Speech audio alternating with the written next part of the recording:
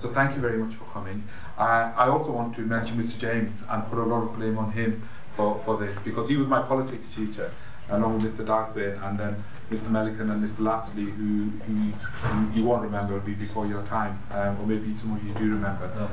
But yeah, they taught me politics and history and got me involved and interested, and that's why we're here today. So I went to Hume. I grew up around Oldham, and after university became a barrister, came back to Oldham, have stayed in Oldham since, and I got involved because of where I thought the town was going and trying to do my bit to try and improve things.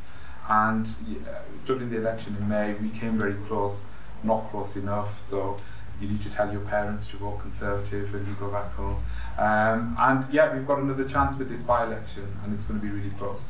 And I hope you guys will support me, and I can answer any questions you have. What's your personal take on the tuition fees? Do you think they're right? I think in an ideal world, if we didn't have them, that would be much better. But you know, there's lots of things we'd like to have but can't have because finances are limited.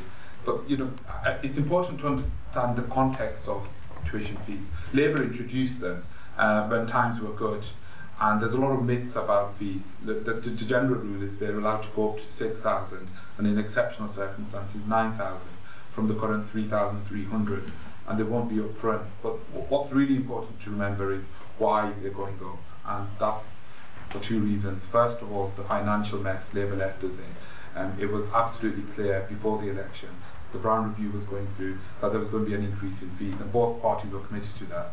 And secondly, you've got to compare the situation in a like-for-like manner. Had Labour won the election, the Brown Review would have come out. It actually suggested uncapped fees. And so the position we would have been in is the one you've got to compare with our proposals. At the time, people like Alan Johnson were saying, you know, we don't believe in the graduate tax, we'd have an increase in fees. Now they're saying their preferred system is a graduate tax.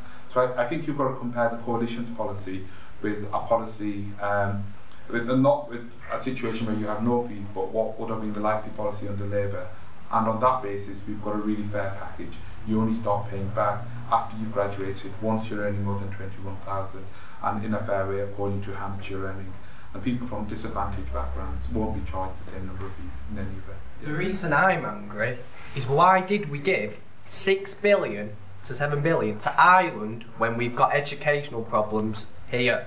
Why couldn't we give that money, spent it on the education system, or maybe even better roads? There's potholes about. The local council don't do anything. So what do you suggest? I mean, Ireland was independent from Britain time ago. I think it was 1920.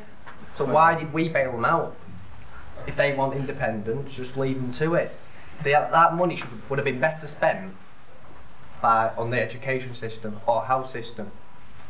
If I can dive in on that one, because I actually voted on the Loans to Ireland bill to provide the financial assistance. I mean, Ireland is a big trading partner of the UK. In a globalised world, we are all interdependent on each other. However, the key thing about the loans to Ireland were they were loans and they were at commercial rates. We are able, because we've taken as a coalition government tough economic decisions, we're able to borrow at a far cheaper rate from the international money markets in Ireland. In my opinion, the British people should be first. Ireland wanted, you know, they've got their independence. If they want to be part of the UK, you know, Great Britain again, you know, then they should.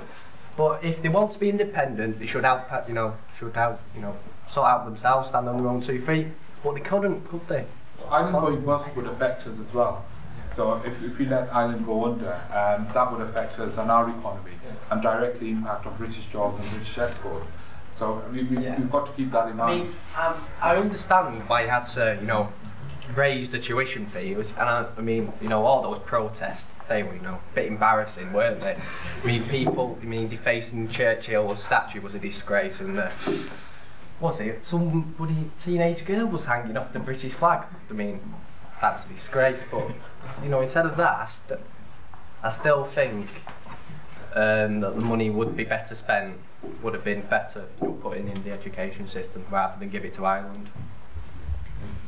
Any other questions? So, at the front and then at the back. If you go to university and get a job that's low paid and stay in that job, how can the system support itself if less and less people are paying the tuition fees back. I'm not sure.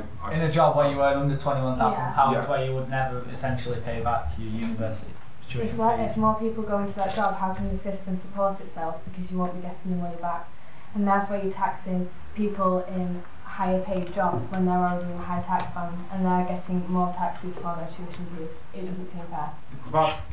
It's about fairness, actually, isn't it? But I mean, if you were earning £15,000 or £16,000 and you'd been to university and you were expected to pay back your fees, and that would be a disproportionate part of your income compared to someone who was earning £30,000.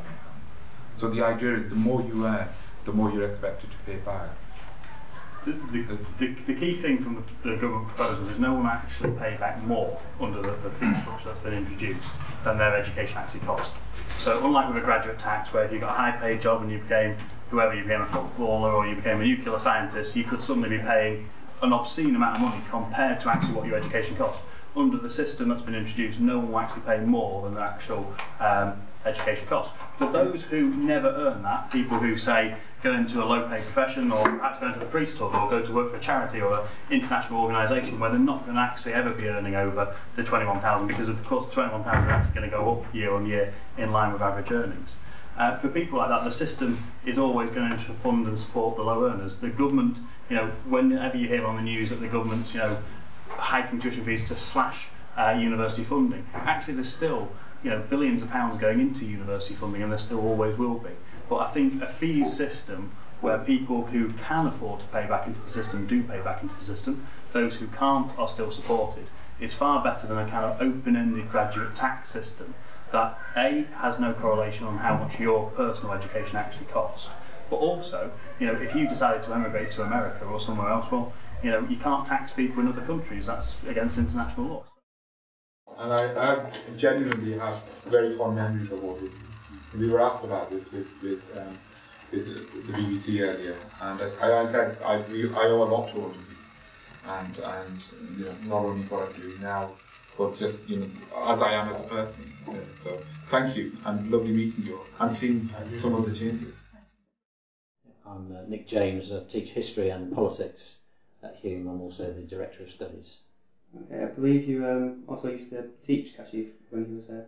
That's right, I was fortunate enough to teach Kashif both history and politics A-level for 2 years, during which he was a highly successful student.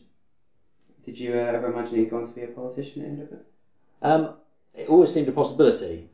He was clearly both interested in politics, but also very committed to political debate and discussion. And I think a combination of that interest and those personal characteristics mean that I'm not at all surprised that he's pursuing a career in politics. From the debate that we had today, it seems that maybe a few budding politicians still at the school today. Yeah, absolutely. In every year group we have a few people who are very vocal and articulate in their political opinions, and that's great to see. It's good for the school, and it's good for those individuals themselves. With Hulme being a grammar school, the pupils today seem to have a lot of their own opinions. They say they're encouraged to voice any opinion. Yes, I mean we want to encourage pupils to be able to voice and develop opinions and ideas. We want them to articulate well considered and thought through opinions. We also want them to be willing to listen to and take on board the opinions of others, and to be able to engage in genuine debate and dialogue, rather than simply thrusting their opinions on other people. And I think by and large our students are able to do that by the time they've finished at Hulme. Were you impressed with the pupils today? It seemed they were actually able to enter into a genuine debate with actual politicians today. Yeah, very much. I was delighted with the way that the students responded in a spontaneous but well considered way, and I think they were a credit to the school, just of course as Kashif is. So BBC are on today, lots of media. Has it been a bit of a surreal day for the school, or? We just take it in our stride. It's great to have had the presence of politicians and the media, but I hope they're very much seeing the school as it is.